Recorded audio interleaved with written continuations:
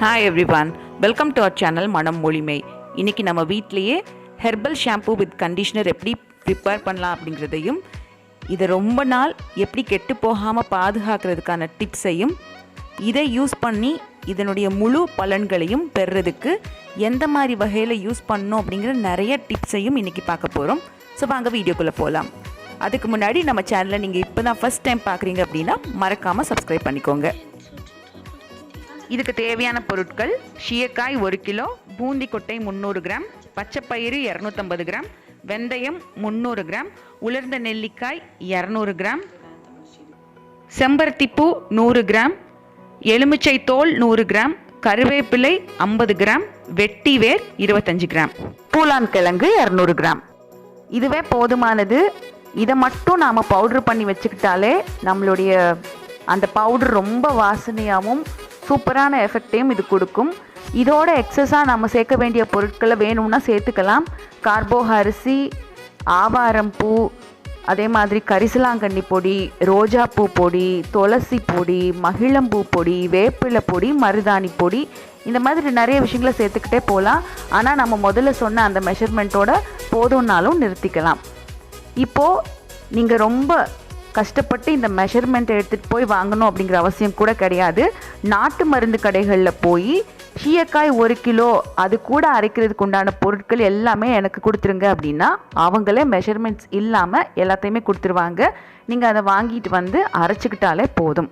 இப்போ அதை அரைக்கிறதுக்கு முன்னாடி என்ன பண்ணணுன்னா, எல்லா பொருட்களையும் 3 நாள் ஒரு 3 மணி நேரம் நல்ல வெயிலில் காய போட்டுட்டு அதை எடுத்துகிட்டு போய் மிஷினில் கொடுத்து அரைச்சிக்கலாம்.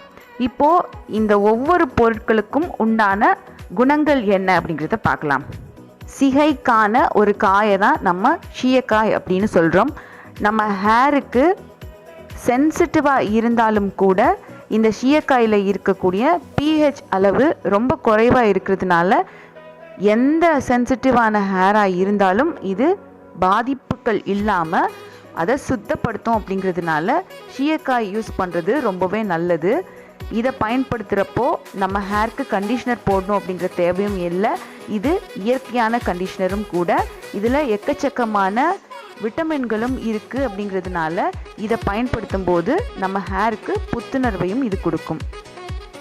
பூவந்தி கொட்டையை தான் நம்ம பேச்சு வழக்கில் பூந்தி கொட்டை அப்படின்னு சொல்கிறோம்.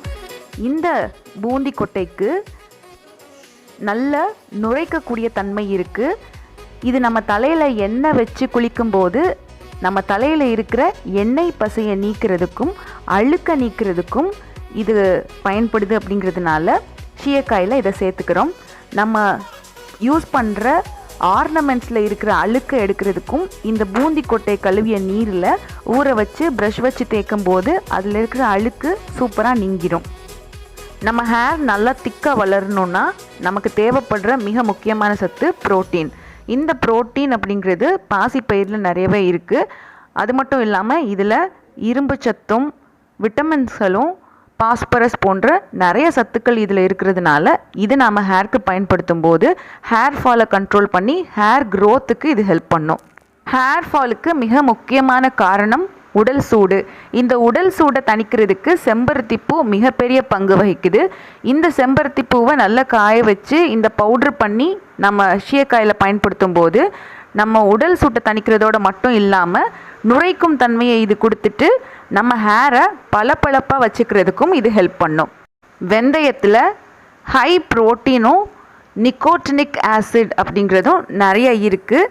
இது நம்ம ஹேர் ஃபாலை கண்ட்ரோல் பண்ணும். அதே மாதிரி நம்ம தலையில் பொடுகு இருந்தால் இதை க்ளீன் பண்ணுறதுக்கு ஹெல்ப் பண்ணும். நம்ம ஸ்கேல்பில் ட்ரைனஸ் இருந்தாலும் அதே மாதிரி தலையில் ஹேர் ரொம்ப தின்னாக இருந்தாலும் அதை வளர்கிறதுக்கும் ட்ரைனஸை போக்குறதுக்கும் ஹெல்ப் பண்ணும். கருவேப்பிலையை பயன்படுத்தும் போது நம்ம ஹேர் ரொம்ப ஷைனியாக இருக்கிறதோட மட்டும் இல்லாமல் நம்ம ஸ்கேல்பை கிளென்ஸ் பண்ணி அதை ஹைட்ரேட்டாக வச்சுக்கிறதுக்கும் ஹெல்ப் பண்ணும். பூலான் கிழங்கில் நிறைய ஆன்டி ஆக்சிடென்ட்ஸ் இருக்குது. இதை நம்ம ஹேருக்கு பயன்படுத்தும் போது நம்ம ஹேர் ஃபாலிசிஸை ஸ்ட்ரென்தன் பண்ணிவிட்டு ஹேர் க்ரோத்துக்கு இது ரொம்ப ஹெல்ப்பாக இருக்கும். நெல்லிக்காயில் விட்டமின் சி கண்டென்ட் நிறையா இருக்குது அப்படிங்கிறதுனால இதை ஹேருக்கு பயன்படுத்தும் போது நமக்கு இளநரை வர்றதை தடுக்கும். இளநரை இருந்தாலும் அதை கருமையாக மாற்றுறதுக்கு இந்த நெல்லிக்காய் ரொம்ப ஹெல்ப்ஃபுல்லாக இருக்கும். அதனால தான் ஹேர் டை ப்ரிப்பேர் பண்ணும்போது நெல்லிக்காய் பவுடரையும் அதில் சேர்க்குறாங்க. வெட்டி வேர்க்கு நம்ம உடல் சூட்டை தணித்து குளிர்ச்சி உண்டாக்கக்கூடிய தன்மை இருக்குது. அது மட்டும் இல்லாமல் இதனுடைய வாசனை ரொம்ப அற்புதமாக இருக்கும். இதை பயன்படுத்தும் போது நமக்கு உடலில் சூடு தணிகிறதுனால ஹேர் க்ரோத்துக்கு இது ஹெல்ப்ஃபுல்லாக இருக்கும். இதை நல்லா காய வச்சு நம்ம மெஷினில் கொடுத்து அரைக்கும் போது இந்த மாதிரி ஃபைன் பவுடராக நமக்கு கிடச்சிரும்.